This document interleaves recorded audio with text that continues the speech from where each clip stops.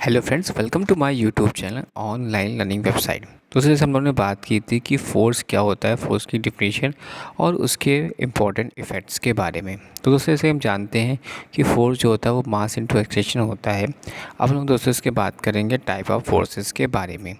तो फोर्स हमने देखा, force F equal to M into A. F हमारा नेट फोर्स है, एम हमारा मास है और ए हमारा क्या है, एक्सेलरेशन है।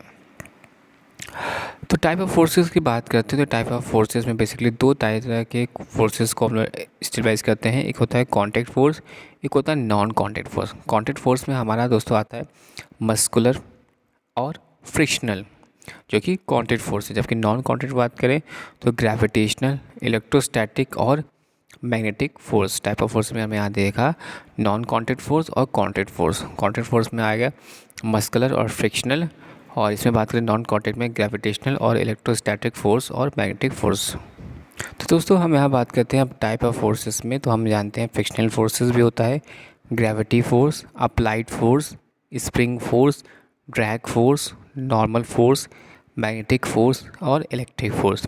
कौन कौन से फोर्स हमने देखे यहाँ पर? Frictional force, gravity force, applied force, spring force, drag force, normal force, magnetic force और इलेक्ट्रिक फोर्स।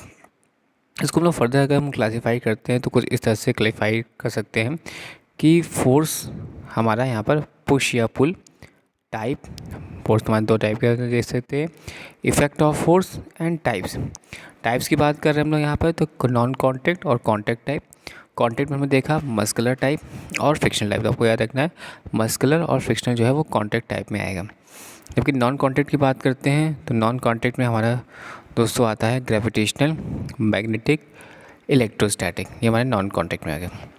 जबकि हम लोग बात करते हैं अगर इफ़ेक्ट ऑफ फोर्स की, तो इसमें आता है मूव स्टेशनरी ऑब्जेक्ट, जो कि change position at the rest, step moving object, change speed of moving object, change direction of moving object और चेंज शेप या साइज़ ऑफ ऑब्जेक्ट।